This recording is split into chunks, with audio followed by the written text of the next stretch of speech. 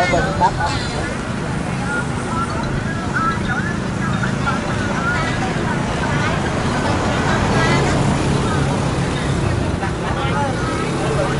là búa em. Đây là búa ấy. Ngon trôi tại nhà đâu. Ăn có không? Ăn con này. Đi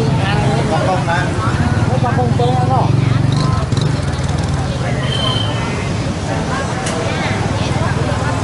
Tăngពីឆ្នាំ2014គេចាប់ដើមរុះរើបោះអ៊ុំនឹងទីមណៅឋានគេ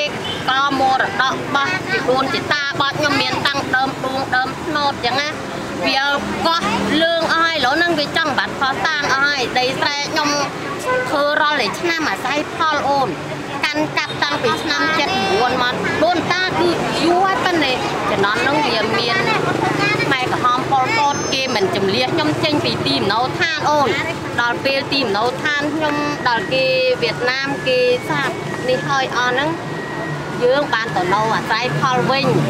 ដល់ពេលឡូវហ្នឹងអស់ហើយបាត់បង់ថ្ងៃដីស្រែវាឈូសឆាយតុំបីឲ្យពួកយើងទៅធ្វើស្រែហើយហ្នឹងវាយកគ្រឿងចាក់ទៅរស់របស់ខ្ញុំចូលអស់ទៀតស្រែភ្លឺរស់ចូលហើយវាយកស្រូវយកទៅព្រុសពីលើរបស់ខ្ញុំដែររាល់ថ្ងៃហ្នឹងគឺឆ្នាំនេះអត់បានធ្វើឲ្យដាច់ពោះឲ្យអូនដាច់ពោះបាយណាអត់មាន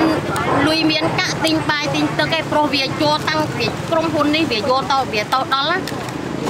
ដុតរុះរើសំបីតែមន់វាចាប់របស់យើងទៀតគោកបីវាមិនដេញសំបីឲ្យយើងជួនឹងគោយន្តយើងជួតែធ្វើហ្នឹង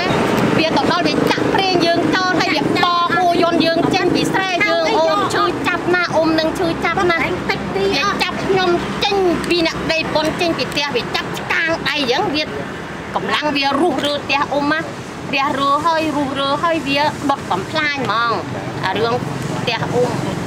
ជឿអូនជួយសួរអង្គការលីកាដូអានហុកគាត់ចុះទៅដល់គាត់ឃើញទីតាំងរបស់អ៊ុំហ្មងឃើញចំណុចភូមិតលូនព្រែកស្វាយហ្នឹងជឿសួរចោលខ្ញុំអត់មានកុហកពូតផទេតែបងអូនមួយយើងដែលនៅទីក្រុងភ្នំពេញណាអត់បានទៅជួបផ្ទាល់ទេអ៊ុំឲ្យរងគ្រោះប្រហែលឆ្នាំនឹងចិត្តងាប់រស់ហើយប៉ុន្តែអ៊ុំថាសុខចិត្តងាប់នៅលើដីស្រែអ៊ុំចោះប៉ុន្តែធ្វើម៉េចយើងណាតដល់រស់ខំរញចាំជីវិតអ៊ុំរាល់ថ្ងៃនេះដេកគិតទឹកភ្នែកអ៊ុំចេះតែស្រក់ឲ្យស្ដាយពេកគេមរតកយើងធ្វើរាល់ឆ្នាំអូន